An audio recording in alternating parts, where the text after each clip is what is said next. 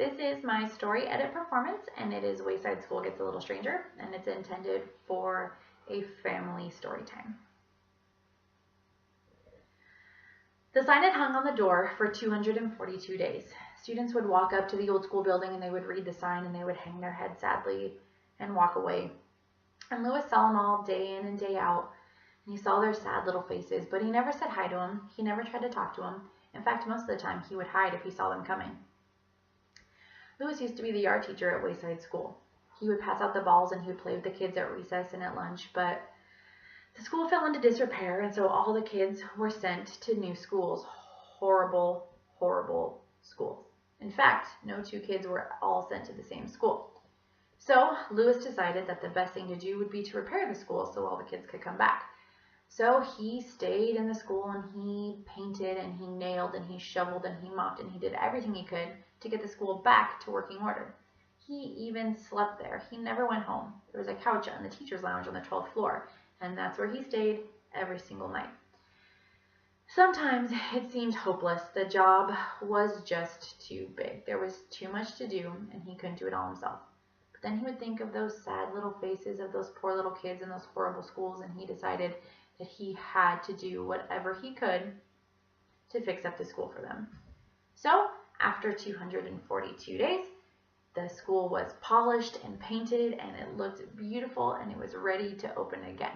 Now, before we go into Wayside School, there's something you should know about it. Wayside School was accidentally built sideways. So originally it was supposed to be one story of 30 classrooms, but the builder accidentally built it 30 stories with one classroom each, except there's no 19th story. So the kids like it because they have this extra large playground that they get to play in. Miss Jules teaches class all the way on the top on the 30th floor. Miss Zarves teaches class on the 19th floor, but there is no 19th floor, so there is no Mrs. Zarves. You got it? Okay, good. Can you explain it to me? So all of the kids started returning to the playground and they all found their friends and they were all greeting each other once again. Lewis! He heard, and he turned and he saw this big mound of red and blue barreling towards him. Sherry, he said, right before she jumped on top of him and she wrapped her arms around his neck and she gave him a big hug. Oh, I'm so glad to be back, she said. Now I can finally get some sleep. And all around Lewis there were cries from all of the students as they greeted their friends. Calvin! Bibi shouted. Bibi! Calvin shouted, and they ran at each other from opposite sides of the playground and smashed into each other right in the middle. Hey, buddy, said Jason to Joe. Hey, friend, said Joe to Jason. And everywhere he looked, friends were meeting friends and kids were coming back together. Even Kathy, the meanest kid in Miss Jules' class, was greeting everybody. Hey, big ears, she said to Myron. Long time no see. Hey, Smelly, she said to Damien. I bet you didn't take a shower in those entire 242 days now, did you? Hey, Todd, said Sherry. Todd had run onto the playground from way over on the corner, but he didn't stop and talk to Sherry. He just kept running. Hey, Todd, said Allison, but he didn't stop for Allison either. He just kept running, and he ran and he ran and he ran all the way up to the side of the building, and before anybody could say anything, he planted a big old kiss right on the side of Wayside School. Todd had been sent to the worst school of all. It was horrible. The first thing they made all the kids do every morning was, oh, wait a minute, I don't have to tell you, he was sent to your school. You already know. So Damien was super excited. He couldn't wait to get all the way up back to the top of the 30th floor where his classroom was and his favorite teacher, Mrs. Jules, was. So he ran all the way up the stairs, and by the time he got to the top, he was huffing and puffing. 30 stories was a lot, even without the 19th story, and he was out of shape. And by the time he got up there, his chest hurt and his side hurt, and there was a blister on his foot from where his shoe had rubbed on it. And he flew open the door and he collapsed on the floor and he said, Hey, Miss Jules. Hi, Damien. Welcome back, said Miss Jules. Something was different about Mrs. Jules, Damien noticed, but he couldn't quite put his finger on what it was, but there was something different about her. So slowly but surely, all the kids in the classroom on the 30th floor started coming up the stairs, and they started coming to the classroom, and every single one of them was huffing and puffing because 30 really is a lot of stories to have to run up. So the children, though, were very excited to be back in class, and shouts of joy could be heard from every corner of the room, and they were talking and laughing with their friends, and all of a sudden they all saw Miss Jules hold up 2 fingers. So everybody in the classroom went completely silent. Joy stopped shouting, finally, and Miss Jules told them all to take their seats. So they all sat down where they did before the school closed, and class started. Now, said Miss Jules, who can tell me what you learned at your other schools? Oh, said Mac, civilization. Wow, said Miss Jules. What about civilization? We learned it, said Mac. Well, that's great, said Mrs. Jules. Can you tell us something about civilization? Said Mac. And he thought about it, and he thought about it. I don't remember, he said. Well, that's okay, said Mrs. Jules. Anybody else? Ooh, Rondi raised her hand. Yes, Rondi, Miss Jules called on her. Evaporation. Very good, Rondi. Can you tell us all something about evaporation? Nope, said Rondi. Well, okay, said Miss Jules. Anybody else? Allison raised her hand. Yes, Allison? We learned about exaggeration. It was all we ever talked about. We had like 1,000 tests on it, and our teacher would literally kill you if you spelled it wrong. Wow, said Miss Jules. Well, you certainly learned your lesson about exaggeration. I did, she said. And Mrs. Jules said, I guess we'll just have to pick up right where we left off. But just then, Mr. Kidswatter's voice came over the PA system. Good morning, boys and girls. Mr. Kidswatter was the principal, and he paused a moment because he thought every kid in the entire school was saying, Good morning, Mr. Kidswatter, back to him. But nobody said it. Welcome back to Wayside School. I know I'm sure glad to be back. It was wonderful to see all your bright and chipper faces this morning. I sure missed every single one of you. And welcome back to Miss Mush, too. Today's lunch menu will be baked liver in a purple sauce. She actually cooked it before the school was closed, but she said it's still just as tasty as ever. So let's all remember to have a great day. And remember, I'm your friend, and you're my friend, and if you ever need a friend, you can always come to me. Well, isn't that nice, said Miss Jules. Pfft, what a bunch of baloney. There I was, just lying on the beach in Jamaica, when suddenly I get this fax that the dumb school was back open. Well, those kids better not bother me. My friends, that's a joke. Like I would really want to be friends with a bunch of those snot-nosed little... What? Don't tell me to shut up. You shut up. What do you mean it's on? What do you mean? So they're hearing what I'm saying this very second? Well, how do you turn it off? What button? I don't see a red button. There's no red button. Oh, here it... And so the days went on and on at Wayside School just like they had before. And one day, just before Christmas vacation, the students came in and found a big hunk of yarn and 2 knitting needles sitting on top of their desks. Today we're going to learn how to knit, said Miss Jules. And she showed the class how it was done. Well, you see, you put this needle through here, you wrap this around like this, you wrap this here, you put this here, you stick this through here, you pull this, and you stick this up here, and you wrap this around here. Any questions? Everybody just kind of stared at her. Great! Then I want you to make socks, she said. Get started. And so she sat down at her desk, and the kids got to work. Damien looked at her again, and he thought, there's something is different about Miss Jules. She was just sitting at her desk, knitting and eating bolognios. He didn't remember her ever eating a bologno before. A bologno was something that was invented by Miss Mush. It was a regular Oreo, but instead of that white part in the middle, it had a big old slab of bologna stuck in there. Miss Jules got up and she cleared her throat and she started walking around the room. That's very nice, DJ, she said. You're doing a fine job, Ronnie, she said.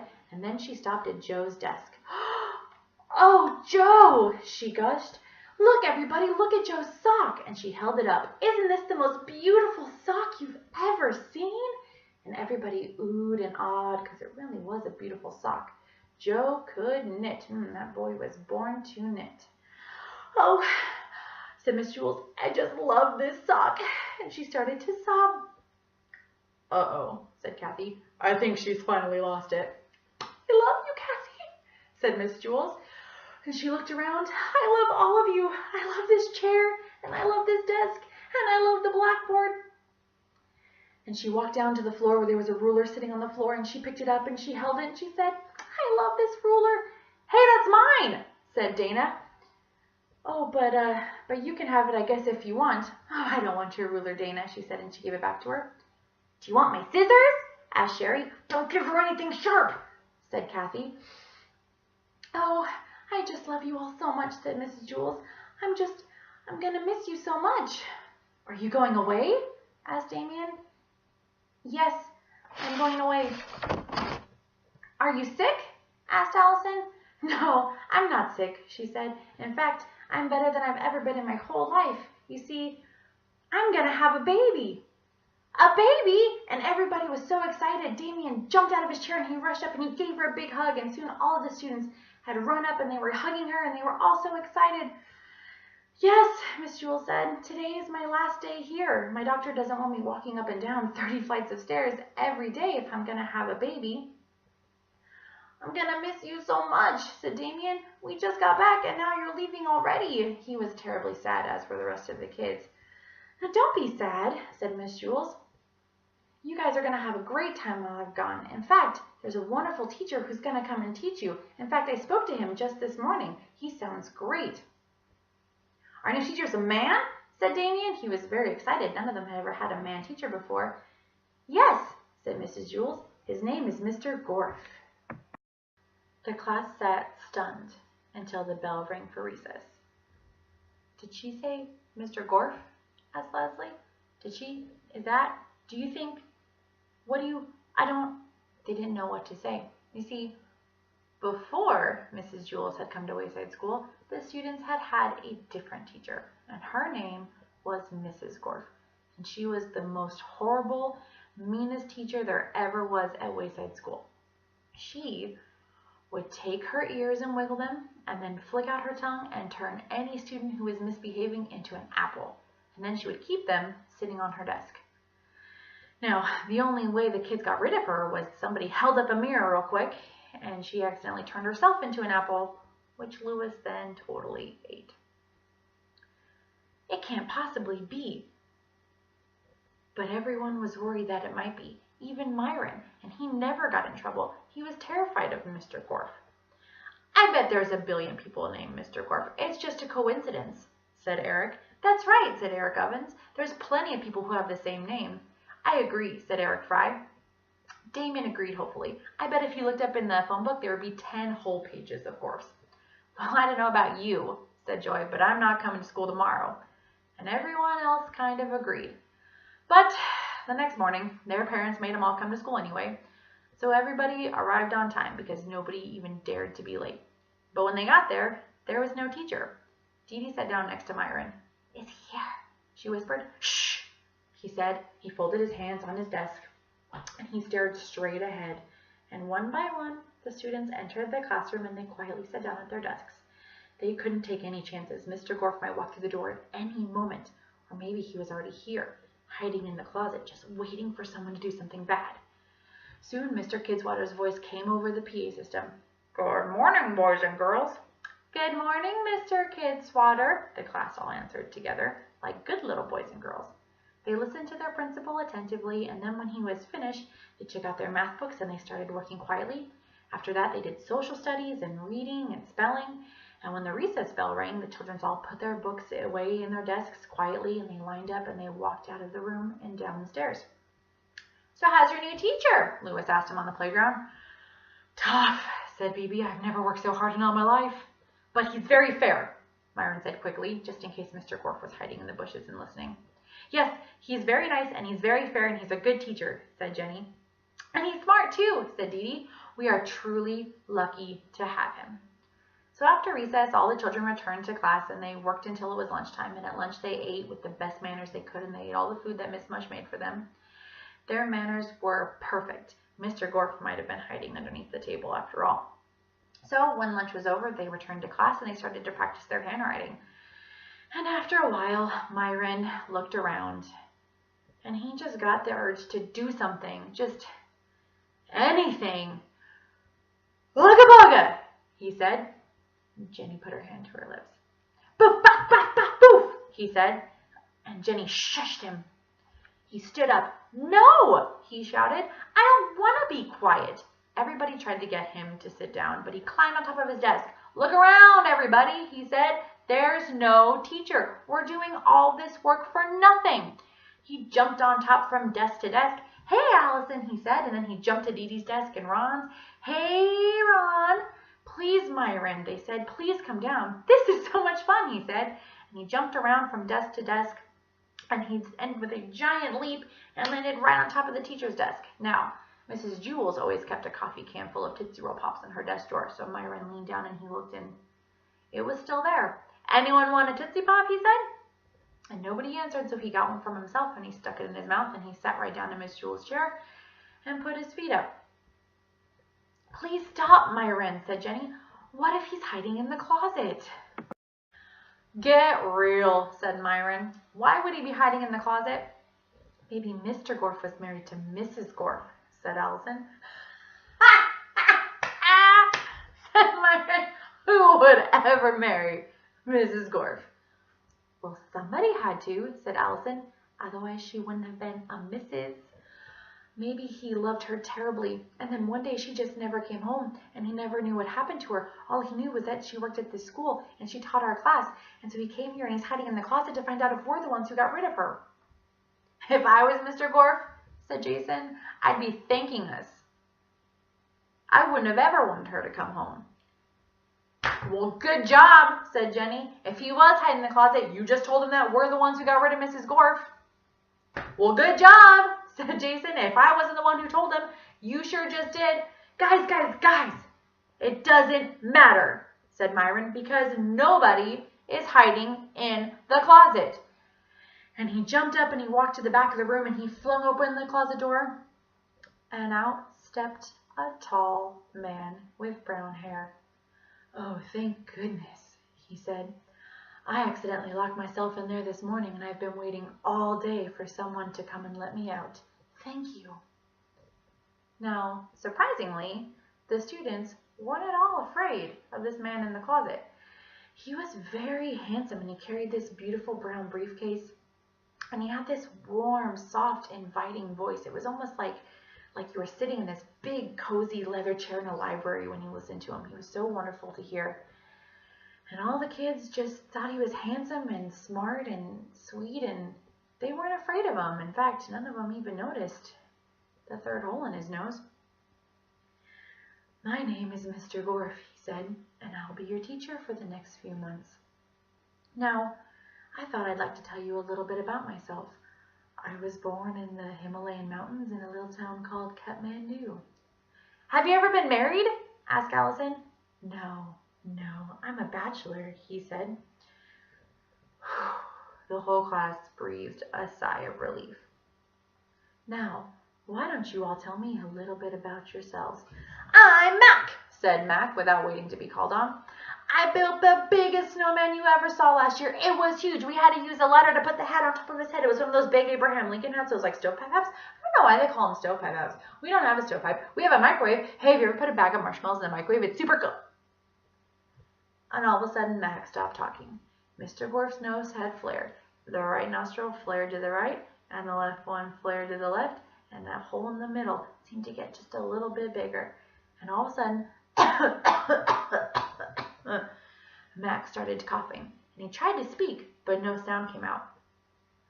"Well, that's lovely," said Mr. Gorf. "Anybody else?" Dee Dee raised her hand. "My name's Dee Dee. I like Ninja Turtles and pizza, and my favorite..." And Dee Dee didn't say anything else. Mr. Gorf's nose had flared. The right one flared out, the left side flared out, and the hole in the middle just got a little bit bigger, and suddenly Dee Dee had nothing else to say. "Would anybody else like to say anything?" asked Mr. Gorf. Marcia raised her hand. "My name's Marcia," she said. "I have 2 brothers and 1 sister." Marcia had a beautiful voice like a pineapple milkshake, and Mr. Gorf flared his nostrils and sucked that one up right through his nose. "Hey, what's going..." asked Todd, but Todd was silent. "Look at his nose," said Eric. "It has..." But Eric had nothing else to say after that. "Nobody say any..." Jenny tried to warn the class, but her voice also disappeared up Mr. Gorf's nose, and soon everybody in the class was silent. Mr. Gorf's middle nostril had snorted up all of their voices, except for Allison. She had remained silent, and she knew she'd only get one chance to speak, and she had to wait for just the right moment. "What good little boys and girls you are," said Mr. Gorf. "You're so nice and quiet." And then he laughed. "Of course, this isn't my real voice. I stole this one from a nice, lovely gentleman I met in Scotland." He touched the tip of his nose. "This is my real voice," he squawked. Now, if a donkey had a sore throat and he spoke with a French accent, that's kind of what Mr. Gorf's voice sounded like. But what he said next was even scarier than his real voice. "Mrs. Gorf was my mommy." The children all froze, too terrified to move. But suddenly, there was a knock at the door. Mr. Gorf touched his nose. "Who is it?" he asked in that very pleasant voice from Scotland. "It's Mrs. Mush," she said. "I just came up to say welcome to Wayside School." "Well, that's very kind of you, Miss Mush," said Mr. Gorf. "But we're very busy right now. But perhaps later you can come by and we can get some tea and crumpets." "Oh, well, that sounds lovely," said Miss Mush. "Miss Mush! Miss Mush!" said Allison. "Help! Mr. Gorf is taking—" But Mr. Gorf's nose flared and Allison's voice got sucked up. "Did you say something, Allison?" asked Miss Mush through the door. Mr. Gorf touched his nose and then said in Allison's voice, "Yeah, Mr. Gorf is taking us on a field trip next week, but he might need some help. Do you think you could help us?" "Well, maybe," said Miss Mush. "Thank you, Allison." "See you later, Miss Mush," said the voice of Eric Evans. "Take care," said Calvin's voice. "Have a nice day," said Kathy's voice. And after Miss Mush left, Mr. Gorf made sure the door was locked. "I don't want to have any more interruptions," he said. Then he pulled out his briefcase and took out the class list, and it had all of the kids' names and their parents' names and their phone numbers and all of that. "Let's play a game," he said in his normal creepy French donkey voice. "The name of the game is Who Am I Now?" So he touched his nose, and a soft, pretty voice came out. And everybody looked around and saw it was Ronnie. So Mr. Gorf looked on his list until he found Ronnie's phone number, and he dialed the number. "Hello, Mommy," he said in Ronnie's voice. "Oh, no, nothing's wrong. I just wanted to call and say that I hate you, that you're a terrible mommy, that I wish you were my mommy." And then he hung up the phone.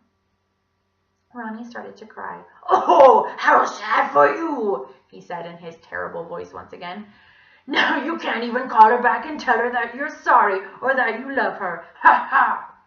Now, who am I now?" Mr. Gorf spoke again, but this time he had a bright, energetic voice, and everybody tried not to look at Joe because they knew it was his voice. But Mr. Gorf knew, so he looked down the list until he found Joe's name, and he called his mommy. "Hi, Mommy, it's Joe. I just want to tell you that you're the worst mommy. You're so mean. I wish Daddy had married somebody else and never you. I have the worst mommy, and I can't believe I have to live with you for the rest of my life. I hate you." And he hung up the phone. Joe started crying because he didn't want those things said to his mommy. He loved his mommy. "Ha ha," said Mr. Gorf. "You guys took away my mommy. Now I'm going to take away yours." But just then, a knock sounded at the door. Mr. Gorf touched his nose. "Who is it?" he asked in his Scottish voice. "It's Miss Mush again," she said. "I just baked you a pie as a welcome home present." "Well, that's very nice, Miss Mush, but it's really best if you eat it warm. I can just leave it right here, or I can come inside and do it." "Perhaps I'll come out for just a moment," he thought. So he glared at the class, daring them to move even a muscle. And he walked over and he opened the door. "I hope you like pepper pie," said Miss Mush, and she shoved the pie right in his face. Well, Mr. Gorf backed up, and he had this thick, peppery cream all over his face, and the first thing he did was he began to sneeze. "Achoo! Achoo!" "Ha ha ha!" Todd laughed. "Hey, I have my voice back." But only Todd didn't sound like Todd. He sounded like BB. "Achoo! Todd, you sound like BB," said Calvin, but Calvin sounded like Leslie. "Achoo!" BB said something in French. "Achoo!" "Hey," said Marcia, but she sounded like the Scottish gentleman. "What's going on?" Mr. Gorf sneezed, and he sneezed, and he sneezed, and all the voices of all the children and everybody whose voice had been trapped up Mr. Gorf's nose started bouncing around the room like crazy, until finally Mr. Gorf let out a big "Achoo!" and his nose flew off and went across the room, and Mr. Gorf screamed like a donkey and clutched at his noseless face and ran out of the room. Now all the kids were panicking just a little bit, because even though they had voices back, they weren't their own voices. They were talking crazy. Marcia was speaking Italian over in the corner. Calm down, said Miss Mush. All of your voices are just trying to find where they belong. They're bouncing around the room. Give it a little while, and everybody's voice will return to the way it was supposed to. How'd you know about Mrs. Gorf? Asked Calvin in a French accent. Well, when I came up the first time, everybody was kind of talking, and I heard Kathy tell me to have a nice day, and so I thought, well, either Kathy decided to be nice, or your new teacher was stealing kids' voices and being mean to them. That seemed like the most logical solution, because Kathy would never be nice. Well, maybe if you learned how to brush your teeth, said Kathy. So, after a few minutes, all the voices settled down, and everybody was able to get their voice back, and Joe and Ronnie were able to call their moms and tell them that they loved them and that they didn't mean what had been said and that it wasn't really them, and everything was happy. And then far, far away in Scotland, a man who hadn't spoken in over 20 years suddenly turned to his wife and said, "Top of the morning to you, Tilly."